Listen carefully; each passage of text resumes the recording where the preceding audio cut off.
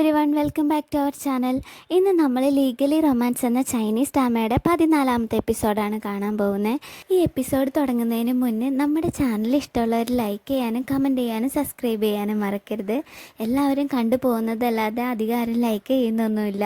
നിങ്ങളുടെ കമൻറ്റും ലൈക്സൊക്കെ കാണുമ്പോഴാണല്ലോ നിങ്ങൾക്ക് എൻ്റെ ചാനൽ ഇഷ്ടപ്പെടുന്നുണ്ടോ ഇല്ലയോ എന്നൊക്കെ എനിക്ക് അറിയുള്ളൂ. അതുമാത്രമല്ല, നിങ്ങൾക്ക് എന്തെങ്കിലും നിർദ്ദേശങ്ങളോ അഭിപ്രായങ്ങളോ ഞാൻ എൻ്റേതായ രീതിയിൽ എന്തെങ്കിലും മാറ്റം വരുത്തണോ അങ്ങനെ എന്തെങ്കിലുമൊക്കെ ചെയ്യണമെങ്കിൽ എന്തെങ്കിലും അഭിപ്രായം പറയാൻ മറക്കരുത്. അതിനനുസരിച്ച് ഞാനും മാറ്റാൻ ശ്രമിക്കും. അപ്പോൾ നിങ്ങളുടെ റെസ്പോൺസ് എന്താണെന്നറിയാൻ ഞാൻ നോക്കിയിരിക്കും. അപ്പോൾ നമുക്ക് നേരെ വീഡിയോയിലേക്ക് പോവാം. ഈ എപ്പിസോഡിൻ്റെ തുടക്കത്തിൽ ഷാൻവേയുടെ റൂമിൽ അവളോട് എക്സാം എഴുതുന്നതിനെ പറ്റി സംസാരിക്കും. പക്ഷേ അവളുടെ തീരുമാനത്തിൽ തന്നെ അവൾ ഉറച്ചു നിൽക്കുന്നത് കണ്ട് അവനും എന്നാൽ അടുത്ത വർഷം എക്സാം എഴുതാമെന്ന് തീരുമാനിക്കുമ്പോൾ ഷാൻവേ അതിനെ എതിർക്കുകയും അവനെ എക്സാം എഴുതാനായിട്ട് പറഞ്ഞ് കൺവിൻസ് ചെയ്ത് സമ്മതിപ്പിക്കുകയും ചെയ്യും. പിന്നീട് അവർ കോളേജിലേക്ക് പോകുന്ന വഴിയിൽ ഭയങ്കര മഴയായതുകൊണ്ട് ഒരു സ്ഥലത്ത് കയറി നിൽക്കേണ്ട രണ്ടാളും. അപ്പോൾ ഈയിടെ നല്ല മഴയുണ്ടല്ലേ എന്ന് ലൂഷ്യൻ ചോദിക്കുമ്പോൾ ഷാൻവേ ഓർക്കുന്നത് അന്ന് അവർ വീട്ടിൽ വെച്ച് അവൻ റൊമാൻറ്റിക്കായി വരുന്ന സമയത്ത് ഇപ്പം ക്ലൈമറ്റ് ശരിയല്ല, നമുക്ക് പിന്നെ മഴയുള്ള ദിവസം അതിനെപ്പറ്റി സംസാരിക്കാം എന്നൊക്കെ പറഞ്ഞതായിരിക്കും. ഇതോർത്ത് ഷാൻവേ അവിടെ നിന്ന് പൊട്ടം കളിച്ചുകൊണ്ടിരിക്കുമ്പോൾ ലൂഷ്യൻ അകത്തേക്ക് പോകും. കുറച്ച് കഴിഞ്ഞ് കൊടയായിട്ട് തിരിച്ചു വരുമ്പോൾ കേൾക്കുന്നത് ഞാൻ അവന് വാക്ക് കൊടുത്തതാ, ഇനി അത് മാറ്റാൻ പറ്റില്ല, നിന്നെക്കൊണ്ട് അതിന് പറ്റുമെന്നൊക്കെ വീണ്ടും വീണ്ടും ആവർത്തിച്ച് പറഞ്ഞ് സ്വയം മോട്ടിവേറ്റ് ചെയ്യുന്ന ഷാൻവേയിനെയാണ്. ശരിക്കും അവനവിടെ കുട മേടിക്കാൻ വേണ്ടി കയറിയതായിരിക്കും. പക്ഷേ ഷാൻവേ വേറെ എന്തൊക്കെയാണ് ചിന്തിച്ചു കൂട്ടുന്നത്. അത് മനസ്സിലാക്കുന്ന ലൂഷ്യൻ, നീ ആർക്ക് വാക്ക് കൊടുത്ത കാര്യം പറയുന്നത്? ഞാൻ നിൻ്റെ കൂടെ പഠിക്കുന്ന കാര്യം പറയുമ്പോൾ നിൻ്റെ തലയിൽ വേറെ എന്തൊക്കെയാണ് ഓടുന്നത്? നിന്നെ പറ്റി ഞാൻ ഇങ്ങനെയൊന്നല്ല വിചാരിച്ചതെന്നൊക്കെ പറഞ്ഞ് അവളെ കളിയാക്കുമ്പോൾ ആകെ ചമ്മലായിട്ട് ഷാൻവേ അവനെ കൂട്ടാതെ കുടയും കൊണ്ട് അവിടെ നിന്ന് ഓടിപ്പോവാണ്. അപ്പോൾ അവനും പിന്നാലെ ചെല്ലും. പിന്നെ കാണിക്കുന്നത് ഷാൻവേയുടെ പാരൻസിൻ്റെ വെഡ്ഡിങ് ആനിവേഴ്സറിക്ക് അവർക്ക് ഗിഫ്റ്റ് കൊടുക്കാനായി ഷാൻവേ സിൽവർ കൊണ്ടുള്ള 2 പന്നിക്കുട്ടികളുടെ ഒരു സംഭവം വാങ്ങും.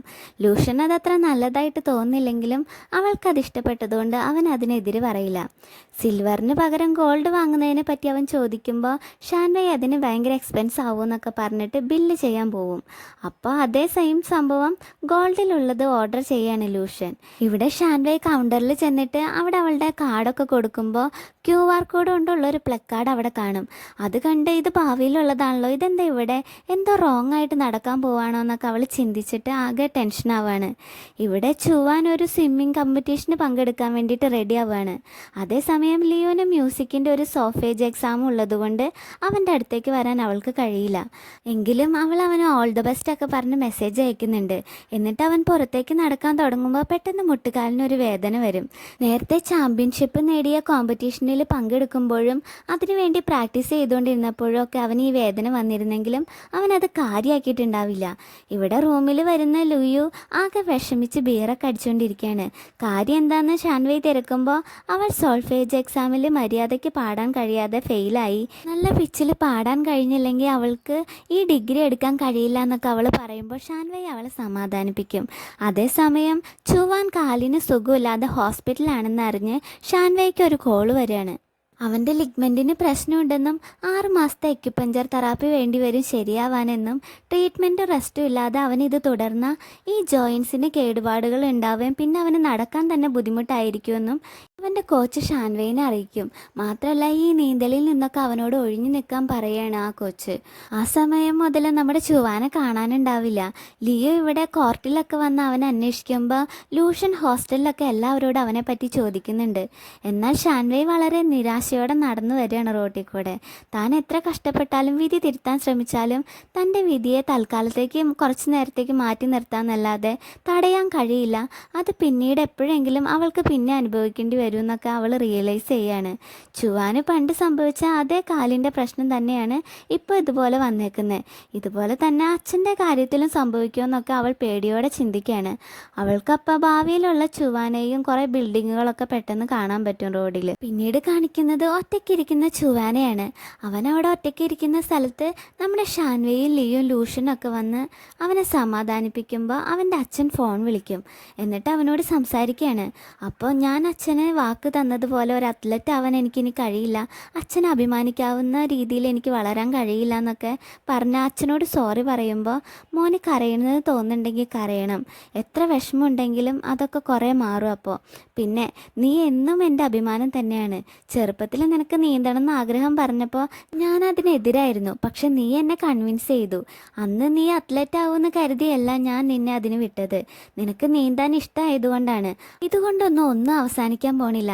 നിനക്ക് കോമ്പറ്റീഷനിലൊന്നും പങ്കെടുക്കാൻ കഴിഞ്ഞില്ലെങ്കിൽ എന്താ, നിന്നെപ്പോലെ നീന്തൽ ഇഷ്ടമുള്ള കുട്ടികളെ പഠിപ്പിക്കുന്ന ഒരു സ്വിമ്മിംഗ് കോച്ച് ആവാൻ നിനക്ക് കഴിയില്ലേ എന്നൊക്കെ അച്ഛൻ പറഞ്ഞ് അവനെ സമാധാനിപ്പിക്കും. അച്ഛനോട് സംസാരിച്ച് കഴിയുമ്പോൾ അവൻ കംപ്ലീറ്റ് ആയിട്ട് ഓക്കെ ആവും.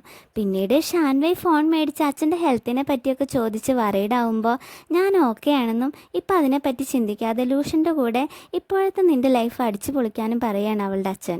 അന്നേരം ചുവാൻ പറഞ്ഞിട്ട് ലൂഷനും ലീയും കൂടെ ഷാൻവൈനെ നിർബന്ധിച്ച് പെൻഡുലം റൈഡിൽ കയറ്റാനായി കൊണ്ടുപോകും. പിറ്റേന്ന് അവളുടെ വീട്ടിൽ ലൂഷനും അവരും കൂടിയിട്ട് അവരുടെ പാരൻസിൻ്റെ വെഡ്ഡിങ് ആനിവേഴ്സറിക്ക് സർപ്രൈസ് കൊടുക്കാൻ വീടൊക്കെ ഡെക്കറേറ്റ് ചെയ്യാണ്. അപ്പം ലൂഷൻ തുണി കൊണ്ട് 5 പിഗ് ഉണ്ടാക്കിയിട്ട് കാണിച്ചു കൊടുക്കുമ്പോൾ ഷാൻവൈക്ക് അതെന്താ സാധനം എന്ന് പോലും മനസ്സിലാവുന്നുണ്ടാവില്ല. അവനപ്പോൾ ഇത് പന്നിയാണെന്ന് പറയുമ്പോൾ അതിനിതെന്തിനാ 5 എണ്ണം എന്ന് അവൾ ചോദിക്കും.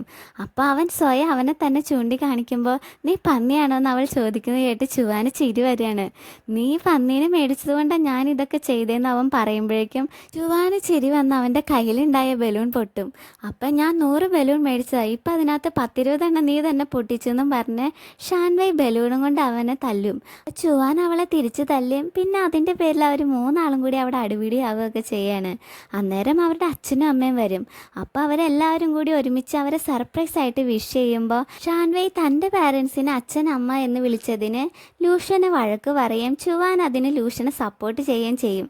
അത് കണ്ടിട്ട് ചുവാനെ ബലൂൺ വെച്ച് അവൾ അടിക്കുമ്പോൾ തിരിച്ച് അവളുടെ കൈകിട്ട് ഒന്ന് കൊടുക്കുകയാണ് ചുവാൻ. അപ്പോൾ അവൾ ചിണുങ്ങിക്കൊണ്ട് ലൂഷൻ്റെ അടുത്തേക്ക് ചെല്ലുമ്പോൾ അവൻ അവൾക്ക് വേണ്ടി ചുവാനെ ബലൂൺ വെച്ച് തല്ലും. അങ്ങനെ പിന്നെ അവർ തമ്മിൽ ബലൂൺ എറിഞ്ഞും അടിച്ചും ഒക്കെ കൊച്ചു പിള്ളേരെ പോലെ വഴക്ക് കൂടുന്നത് കണ്ട് ആസ്വദിച്ച് നിൽക്കുകയാണ് നമ്മുടെ ഷാൻവയുടെ പാരൻസ്. അങ്ങനെ അവരത് നോക്കിക്കൊണ്ട് നിൽക്കുമ്പോൾ ഐ ലവ് യു എന്നുള്ള അർത്ഥത്തിൽ 3 പ്രാവശ്യം കയ്യിൽ പിടിച്ച് പരസ്പരം അമർത്താണ് രണ്ടാളും. നമുക്കൊന്നും ഇത്ര റൊമാൻറ്റിക് ആയിട്ടുള്ള പാരൻസ് ഇല്ല അല്ലേ? Very bad. പിന്നീട് അവർ ഫുഡ് കഴിച്ചുകൊണ്ടിരിക്കുമ്പോൾ പാരൻസിന് കപ്പൽ യാത്രയ്ക്കുള്ളൊരു ടിക്കറ്റ് അവൾ കൊടുക്കും. അതിൽ എല്ലാ വ്യൂസും കാണാൻ പറ്റുന്ന രീതിയിൽ ഒരു റൂമും ബുക്ക് ചെയ്ത് കൊടുക്കും. ലൂഷന് പോലും ഇങ്ങനെ ഒരു സർപ്രൈസിനെ പറ്റി ഒരറിവും ഇല്ലായിരിക്കും. അപ്പോൾ അവളുടെ അച്ഛനും എനിക്കറിയാം നീ എനിക്കൊരു സർപ്രൈസ് വെച്ചിട്ടുണ്ടാവുമെന്ന്. എന്തായാലും ഞാനും നിനക്കൊരു സർപ്രൈസ് വെച്ചിട്ടുണ്ട്. 3 വർഷമായി ഞാൻ നിനക്ക് ഈ സർപ്രൈസ് തരാൻ കാത്തിരിക്കണം. നിൻ്റെ കല്യാണത്തിൽ തരാമെന്നാണ് വിചാരിച്ചേ, പക്ഷേ ഇപ്പോഴാണ് നല്ല ടൈമെന്നും പറഞ്ഞുകൊണ്ട് അച്ഛൻ അവിടെ നിന്ന് പോയി കുറച്ച് കഴിയുമ്പോൾ അവിടെ നിന്ന് എന്തൊക്കെയോ വീഴുന്ന സൗണ്ട് കേൾക്കും. അത് കേട്ട് എല്ലാവരും ഓടിച്ചെന്ന് നോക്കുമ്പോൾ അച്ഛൻ അവിടെ വീണ് കിടക്കുകയായിരിക്കും. അദ്ദേഹത്തെ അവർ വേഗം ഹോസ്പിറ്റലിലേക്ക് എത്തിക്കുമ്പോൾ ലുക്കീമിയ വീണ്ടും വന്നതിനെ തുടർന്ന് ഇൻറ്റേർണൽ ബ്ലീഡിങ് ഉണ്ടായിട്ടുണ്ടെന്ന് ഡോക്ടർ പറയും. ഷാൻവൈ അപ്പോൾ ആകെ തകർന്നു പോവാണ്. താൻ എത്ര ശ്രമിച്ചാലും തനിക്കിതൊന്നും മാറ്റാൻ കഴിയില്ല എന്ന് അവൾക്ക് അപ്പം മനസ്സിലാവും. അച്ഛനെ കാണാൻ ചെല്ലുന്ന ഷാൻവൈക്കും അമ്മയ്ക്കും വിക്ടറി പോസൊക്കെ കാണിച്ച് ഞാൻ ഓക്കെ ആണെന്നൊക്കെ പറയാണ് ഷാൻവൈയുടെ അച്ഛൻ. എന്നിട്ട് ഒരു റിങ് എടുത്തിട്ട് നിനക്ക് എന്ത് പ്രശ്നം വന്നാലും ഈ റിങ് ഇങ്ങനെ തിരിക്കണം, ഞാൻ ഉണ്ടാവും കൂടെ എന്നൊക്കെ പറഞ്ഞ് അവൾക്കത് കൊടുക്കും. അപ്പോൾ അച്ഛൻ കൂടെ ഉണ്ടെങ്കിൽ എനിക്ക് ഇതിൻ്റെ ഒന്നും ആവശ്യമില്ല, എനിക്കൊരു പ്രശ്നം ഉണ്ടാവില്ല എന്നൊക്കെ അവൾ പറയുന്നുണ്ടെങ്കിലും എനിക്ക് വിശക്കുന്നുണ്ട് എന്നും പറഞ്ഞ് തൻ്റെ ഫേവറേറ്റ് ഫുഡ് മേടിക്കാനും ഷേവിങ് സെറ്റ് കൊണ്ടുവരാനും വേണ്ടിയിട്ട് ഷാൻവൈനെ അമ്മേനെയും പറഞ്ഞു വിടുകയാണ് അച്ഛൻ. അവർ ഫുഡ് മേടിക്കുമ്പോഴേക്കും അച്ഛൻ സീരിയസ് ആണെന്നുള്ള കോള് വരും. അവരവിടേക്ക് വരുമ്പോൾ ഞങ്ങളെ വിട്ട് പോവരുതെന്നും പറഞ്ഞ് ചുവാൻ അച്ഛൻ്റെ അടുത്തിരുന്ന് ഭയങ്കരമായിട്ട് കരയാണ്. അപ്പോൾ ഷാൻവൈയും ആകെ തകർന്ന് എൻ്റെ ലൈഫിൽ ഒന്നും മാറ്റാൻ ഞാനിപ്പോൾ ആഗ്രഹിക്കുന്നില്ല, അച്ഛൻ മാത്രം എൻ്റെ കൂടെ ഉണ്ടായാൽ മതി, വേറെ ഒന്നും വേണ്ട എന്നൊക്കെ പറഞ്ഞിട്ട് ആ മോതിരം എടുത്ത് തിരിച്ചിട്ട് അച്ഛൻ എൻ്റെ കൂടെ ഉണ്ടാവുമെന്ന് പറഞ്ഞതല്ലേ ഇത് തിരിക്കുമ്പോൾ കണ്ണ് തുറക്കുന്നൊക്കെ പറഞ്ഞ് അവൾ കരയും. വേറെ ഒന്നും ഞങ്ങൾക്ക് വേണ്ട, ദേ ഞാൻ മോതിരം തിരിക്കുന്നത് കണ്ടില്ലേ, അച്ഛൻ അപ്പോൾ കൂടെ ഉണ്ടാവുമെന്ന് പറഞ്ഞതല്ലേ, എന്നിട്ടേ ഞങ്ങളെ വിട്ട് പോവരുത്, ഞങ്ങളെല്ലാവരും അച്ഛനെ ഒരുപാട് സ്നേഹിക്കുന്നുണ്ടെന്നൊക്കെ അവൾ പറഞ്ഞുകൊണ്ടിരിക്കുമ്പോൾ തന്നെ അവളുടെ അച്ഛന് ജീവൻ നഷ്ടപ്പെടും. ലൂഷനും ആകെ ഇതൊക്കെ കേട്ട് വിഷമിച്ച് പുറത്ത് നിൽക്കുകയായിരിക്കും. പിന്നീട് ഷാൻവയുടെ അമ്മ എപ്പോഴും ഷേവ് ചെയ്ത് സുന്ദരനായിട്ട് നടക്കുന്ന അദ്ദേഹത്തിന് ഷേവൊക്കെ ചെയ്ത് കൊടുത്തിട്ട് അടുത്ത ജന്മത്തിൽ എൻ്റെ കൂടെ ഉണ്ടാവുമെന്ന് എനിക്ക് വാക്ക് തന്നത് മറക്കരുതെന്ന് പറയുകയാണ്. പിന്നീട് കാണിക്കുന്നത് ഷാൻവയുടെ അച്ഛൻ്റെ ചിതാഭസ്മമായിട്ട് ചുവാനും അമ്മയും കൂടിയിട്ട് നാട്ടിലേക്ക് പോവാണ്. ഷാൻവയിനെ അവർ കൂടെ വരാൻ കുറേ വിളിക്കുന്നുണ്ടെങ്കിലും അവൾ പോവാൻ കൂട്ടാക്കാതെ എനിക്ക് കുറച്ച് വർക്ക് ഉണ്ടെന്നൊക്കെ പറഞ്ഞ് അവിടെ നിൽക്കും. അവരുടെ പാരൻസ് താമസിച്ച ആ വീട്ടിൽ അവളിപ്പോൾ ഒറ്റയ്ക്കാണ് താമസിക്കുന്നത്. അവളുടെ അച്ഛനില്ലാത്ത ഒരവസ്ഥയിൽ അവളാകെ ഡിപ്രഷൻ സ്റ്റേജിലേക്ക് പോവുകയാണ്. അച്ഛൻ അവൾക്ക് അന്ന് കൊടുക്കാനായി വെച്ച സർപ്രൈസ് ചെറി കൊണ്ടുള്ളൊരു വൈനായിരിക്കും. വീട് വൃത്തിയാക്കുന്നതിനിടയിൽ അത് കണ്ട് അവൾ അത് കെട്ടിപ്പിടിച്ച് കരയും. പറയും. ഇവിടെ ലൂഷൻ അവളെ അന്വേഷിച്ച് വരുമ്പോൾ ഷാൻവൈ വാഷ്റൂമിലിരുന്ന് മദ്യപിക്കുകയും ഛർദ്ദിക്കുകയും ചെയ്യാണ്. ലൂഷൻ നിർത്താൻ പറഞ്ഞ് അത് വാങ്ങി വെച്ചിട്ട് അച്ഛൻ ഇതൊന്നും കാണാനല്ല ആഗ്രഹിക്കുന്നതെന്നൊക്കെ പറഞ്ഞ് ക്ലാസ് അറ്റൻഡ് ചെയ്യാത്തതിനും എക്സാം അറ്റൻഡ് ചെയ്യാത്തതിനും ഒക്കെ ദേഷ്യപ്പെടുമ്പോൾ താനൊരു ലൂസറാണെന്നും തൻ്റെ അച്ഛനല്ലാതെ തനിക്കൊന്നും വേണ്ടാന്നും തനിക്ക് ഒന്നിനും കഴിവില്ലാത്ത ഒരാളാണെന്നൊക്കെ പറഞ്ഞ് സ്വയം ദേഷ്യപ്പെടും. അപ്പോൾ അവൾക്ക് അവളുടെ അച്ഛനെ എഴുതിയ ഒരു ലെറ്റർ കൊടുക്കുകയാണ് ലൂഷൻ. അതിൽ അവൾ ഈ ലെറ്റർ വായിക്കുന്നതിൻ്റെ അർത്ഥം അദ്ദേഹം കൂടെ ഇല്ലാന്നും അദ്ദേഹം സാധാരണ ഒരു അച്ഛനായിരുന്നെങ്കിലും അസാധാരണരായ മിടുക്കരായ 2 കുട്ടികളുടെ അച്ഛനായിരുന്നുവെന്നും അവരെക്കുറിച്ച് എന്നും അഭിമാനിച്ചിരുന്നുവെന്നും ഷാൻവൈ ലോയറായി കാണാൻ അദ്ദേഹം ഒരുപാട് ആഗ്രഹിച്ചിരുന്നുവെന്നും ഗ്രാജുവേഷൻ്റെ അന്ന് ഒരു ഗിഫ്റ്റ് അവൾക്ക് കൊടുക്കാനായിട്ട് റെഡിയാക്കി അവളുടെ ബെഡിൻ്റെ അടിയിൽ സൂക്ഷിച്ചിട്ടുണ്ടെന്നൊക്കെ എഴുതിയിരുന്നത് വായിച്ചിട്ട് അവൾ ഉറക്കെ കരയുമ്പോൾ ലൂഷൻ അവളെ ചേർത്ത് പിടിച്ച് നിൻ്റെ അച്ഛന് വേണ്ടിയിട്ട് നീ അദ്ദേഹത്തിൻ്റെ ആഗ്രഹങ്ങൾ നിറവേറ്റണമെന്നും ഈ സങ്കടങ്ങളൊക്കെ മറികടക്കണം, ഞാൻ ഉണ്ടാവും എന്നും നിൻ്റെ കൂടെ എന്നൊക്കെ പറഞ്ഞ് അവൾക്ക് വാക്ക് കൊടുത്ത് അവളെ ആശ്വസിപ്പിക്കും. അങ്ങനെ അവർ ഒരുമിച്ച് എക്സാം എഴുതാൻ തീരുമാനിക്കുകയാണ്. അങ്ങനെ എക്സാമിന് ചെല്ലുമ്പോൾ നെർവസായി നിൽക്കുന്ന അവളുടെ കൈ പിടിച്ച് അവളുടെ അച്ഛൻ അമ്മയുടെ അടുത്ത് എപ്പോഴും ചെയ്യാറുള്ളത് പോലെ 3 പ്രാവശ്യം അമർത്തി അവളെ മോട്ടിവേറ്റ് ചെയ്യാണ് ലൂഷൻ. പക്ഷേ എക്സാം എഴുതിക്കൊണ്ടിരിക്കുമ്പോൾ പെട്ടെന്ന് അവൾക്ക് ഭാവിയിലുള്ള പോലെയും എല്ലാവരും കമ്പ്യൂട്ടറിൽ യൂസ് ചെയ്യുന്നത് പോലെയും അവളുടെ മുന്നിലുള്ള സ്ക്രീനിൽ അവളെ തന്നെ കാണുന്നത് പോലെയൊക്കെ ഫീൽ ചെയ്യും. വേഗം കയ്യിലിരുന്ന റിങ് തിരിച്ച് അവൾ ഭാവിയിലേക്ക് തിരിച്ചു പോവാതെ ലൂഷൻ്റെ കൂടെ ഇവിടെ തന്നെ ജീവിക്കണമെന്ന് ആ സമയത്ത് ആഗ്രഹിക്കുകയാണ്. അങ്ങനെ കുറേ നാൾ കഴിഞ്ഞ് അവരുടെ റിസൾട്ടൊക്കെ വന്നു കഴിയുമ്പോൾ ഷാൻവൈ അവളുടെ ബെഡിൻ്റെ അടിയിൽ അച്ഛൻ വെച്ച ഗിഫ്റ്റ് എടുത്ത് നോക്കുകയാണ്. അത് അന്ന് അച്ഛൻ മുടിയൊക്കെ പോയപ്പോൾ വെച്ച അതേ വിഗ്ഗായിരിക്കും. അത് കണ്ട് എൻ്റെ മനസ്സ് ഏറ്റവും നന്നായിട്ട് എൻ്റെ അച്ഛൻ അറിയാമെന്നും പറഞ്ഞ് അവളുടെ കണ്ണ് നിറയും. ഈ ടൈമിൽ അവിടെ വരുന്ന ലൂഷൻ അവൻ്റെയും ചോങ്ങിൻ്റെയും എന്തിനെ ആ യൂണിവേഴ്സിറ്റിയിൽ തന്നെ ഏറ്റവും കൂടുതൽ മാർക്ക് മേടിച്ച് അവിടുത്തെ റെക്കോർഡൊക്കെ ബ്രേക്ക് ചെയ്ത വിന്നറായിട്ടുള്ള അവളെ അഭിനന്ദിക്കും. അപ്പോൾ എനിക്ക് നിന്നെ ഇനി ഒരു എതിരാളിയായിട്ടൊന്നും കാണാൻ പറ്റില്ലല്ലോ അവൾ പറയുമ്പോൾ ഞാൻ എന്നും നിന്നെ ഒരു എതിരാളിയായിട്ട് കണ്ടിട്ടില്ല, നിന്നെ ഒരു വിന്നറായിട്ട് ഞാൻ എന്നും കണ്ടിട്ടുള്ളൂ എന്ന് അവൻ പറയും.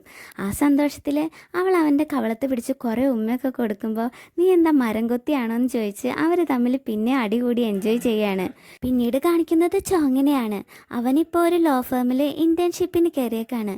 അപ്പോൾ അവൻ്റെ ബോസ് വന്നിട്ട് അവനൊരു ക്ലയൻറ്റിൻ്റെ അഡ്രസ്സ് കൊടുക്കും. അവരൊരു പണക്കാരൻ്റെ മകളാണെന്നും വിദേശത്തുനിന്ന് ഇപ്പോൾ വന്നിട്ടേ ഉള്ളൂ എന്നും പറഞ്ഞ് അവനെ കാണാനായിട്ട് അങ്ങോട്ടേക്ക് പറഞ്ഞു വിടുകയാണ് ആ ബോസ്. അപ്പോൾ ആ ക്ലയൻറ്റ് ഒരു നൈറ്റ് ക്ലബിലായിരിക്കും. അവിടെ ചെന്നാണ് അവൻ അതിനെ കാണുന്നത്. ആ ക്ലയൻറ്റ് എന്ന് പറഞ്ഞാൽ വേറെ ആരുമല്ല, ഫസ്റ്റ് എപ്പിസോഡിൽ ആ കോപ്പിറൈറ്റ് കേസിലെ പ്രതിയായിട്ടുള്ള അതേ പെണ്ണായിരിക്കും, മിസ് ലാൻ. അവൻ അവരെ ചെന്ന് കാണുമ്പോൾ തന്നെ അവർക്ക് വെളിവുണ്ടാവില്ല. അവൻ്റെ മേത്തേക്ക് വാള് വെച്ച് വീഴാൻ പോകുമ്പോൾ അവൻ അവളെ വീഴാതെ പിടിക്കും. പിന്നെ അവർ ബസ്സിൽ പോവാൻ നേരം അവൾക്ക് ബോധം വരുമ്പോൾ ചോങ്ങിനോട് താൻ ആരാണെന്നും ഞാൻ എന്താ ഈ ബസ്സിൽ നിന്നൊക്കെ ചോദിക്കുകയാണ്. അപ്പോൾ ഞാൻ നിങ്ങളുടെ അച്ഛനെയും ചേട്ടനെയും ഒക്കെ വിളിച്ചു, അവർ കോൾ എടുത്തില്ല എന്നും ഒറ്റയ്ക്ക് ഈ അവസ്ഥയിൽ വിടാൻ പറ്റാത്തത് കൊണ്ടാണ് ബസ്സിൽ കൊണ്ടുപോയതെന്നും അവൻ പറയും. അപ്പോൾ അവളുടെ അച്ഛനും ചേട്ടനും തൻ്റെ നിഴൽ പോലും കാണാൻ ആഗ്രഹിക്കാത്തവരാണെന്നും തനിക്ക് അതിന് പകരം ഡ്രൈവറിനെ വിളിച്ചാൽ മതിയായിരുന്നെന്നും പറഞ്ഞ് അവൾ ചിരിക്കും.